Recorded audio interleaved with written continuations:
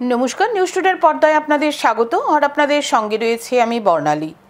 চলে যাচ্ছি বিস্তারিত সংবাদে। খোয়াই থানাধীন উত্তর সিঙ্গিছড়া গ্রামে এক অসহায় মহিলাকে স্বামী ও ছোট্ট দুই শিশু সন্তানদের হত্যা করার ভয় দেখিয়ে এক গৃহবধূকে দিনের পর দিন ধর্ষণ করার অভিযোগ দুই যুবকের বিরুদ্ধে। অসহায় স্ত্রীর স্বামী একজন দিনমজুর। গৃহবধূকে দিনের পর দিন ধর্ষণ করার অভিযোগ খোয়াই মহিলা থানায় আসতেই ঘটনার মীমাংসার জন্য অভিযোগকারীকে চাপ সৃষ্টি করেছে বলে অভিযোগ। ব্যাপক চাঞ্চল্য ছড়িয়ে পড়ে খোয়াই মহকুমা জুড়ে। ঘটনাটি কিছুদিন ধরেই চলছে। দুই অপরাধীর বিষয়ে অসহায় গৃহবধূ খোয়াই মহিলা থানায় সাহস দেখিয়ে অভিযোগ করেছে। একদিন স্বামী অর্ধেক দিনের কাজ করে বাড়িতে এসে দেখে সেই তার স্ত্রীর উপর নির্যাতন চলছে, কিন্তু তখন ওই দুই যুবক স্বামীকে হত্যা করার হুমকি আবার দেখায় এবং ছোট্ট দুটি ছেলেকে মেরে ফেলার ভয় ভীতি দেখায়। তো এখন শুনে নিচ্ছি কি বলছে স্ত্রী।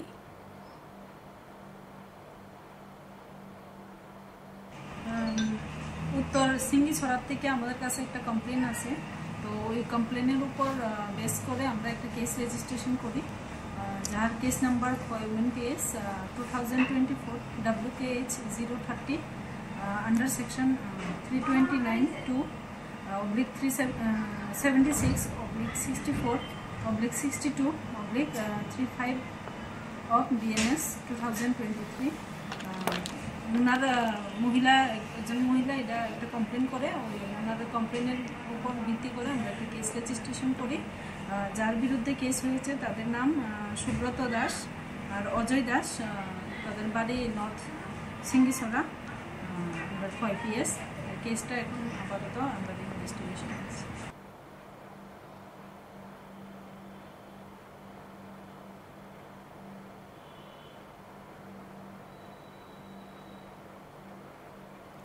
এখন খোয়াই থেকে প্রতিনিধি রয়েছে আমার সঙ্গে পঙ্কজ। শুনে নিচ্ছি ওর থেকে বিস্তারিত। হ্যালো পঙ্কজ। হ্যাঁ শুনতে পাচ্ছি। হ্যাঁ বলুন। আচ্ছা, আজকে যে একটা ঘটনা হলো খোয়াই, সেটা বিষয়ে যদি আমাদের একটু বিস্তারিত জানাও। একেবারে কিন্তু খোয়াই থানাধীন উত্তর সিঙ্গিছড়া গ্রাম পঞ্চায়েত এলাকায় একটি হতদরিদ্র পরিবার, দিনমজুর পরিবার, সেখানে এক গৃহবধূর অভিযোগ সে এলাকারই দুজন ছেলে, তারা শাসক দল ঘনিষ্ঠ। তারা দীর্ঘদিন যাবৎ এক মহিলার উপর তারা শারীরিকভাবে নিগ্রহ করছে এবং দিনের পর দিন প্রায় 2-3 মাস ধরে তারা একের পর এক দুজন মিলে ধর্ষণ চালিয়ে যাচ্ছে মহিলার উপর। কিন্তু শেষমেশ মহিলাকে তাদের সন্তান এবং তার স্বামীকে মেরে ফেলা হবে এমন কিন্তু হুমকি দিয়ে কিন্তু সেই দুই যুবক, একজনের নাম হলো অজয় দাস এবং আরেকজন যুবকের নাম হলো সুব্রত দাস, তারা দুজন মিলে কিন্তু তারা দীর্ঘদিন ধরে মহিলাকে ধর্ষণ করে আসছে বলে এমনই পরিবারের তরফ থেকে অভিযোগ। আচ্ছা, এখন গৃহবধূ কি মামলা করেছে বা কাউকে জানিয়েছে?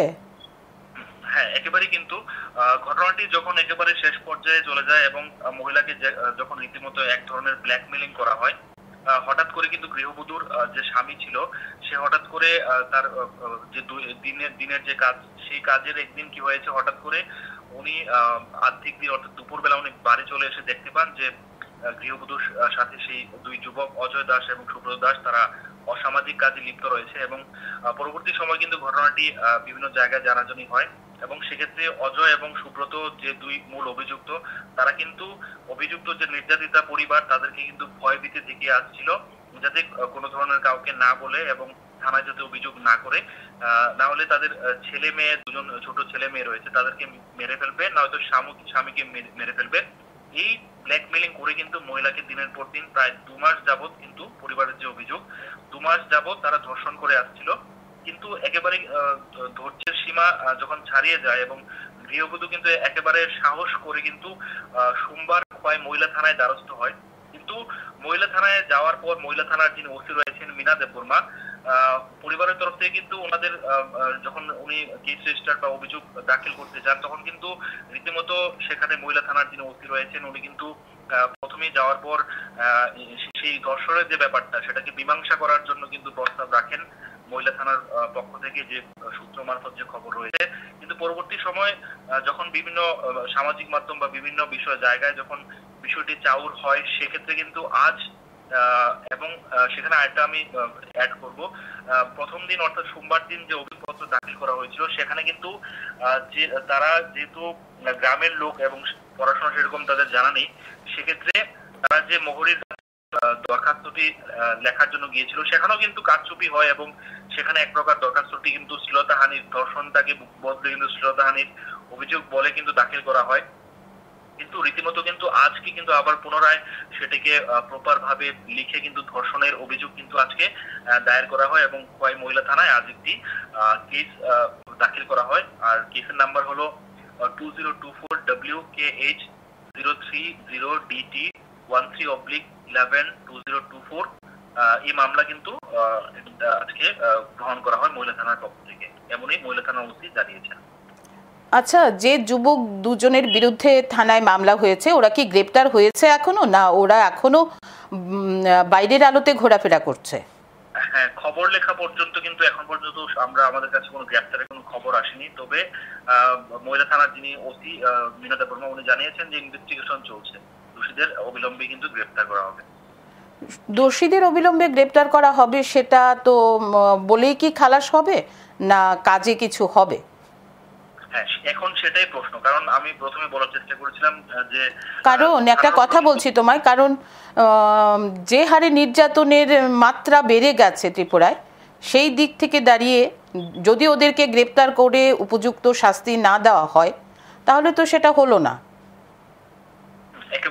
একেবারেই কিন্তু সেদিকে কিন্তু সংবাদ মাধ্যমে কিন্তু রীতিমতো কিন্তু বিভিন্ন ভাবে সেটাকে পত্রপত্রিকা খবরও প্রকাশ হয়েছে বিষয়। এখন দেখা যাক যে মহিলা থানার যিনি ওসি রয়েছেন মিনা দেববর্মা, উনি কি শুধুমাত্র সংবাদ মাধ্যমের কাছে প্রেস ব্রিফিং করেই ওনার দায়িত্ব খালাস হয়ে যায়, না উনি দোষীদের আদৌ গ্রেপ্তার করতে পারেন। ঠিক আছে, আমার সঙ্গে থাকো, ধন্যবাদ। এখন দেখার নির্যাতিতা আদৌ ন্যায় বিচার পায় কিনা। চলে যাচ্ছে একটা বিজ্ঞাপন বিরতি, সঙ্গে থাকুন।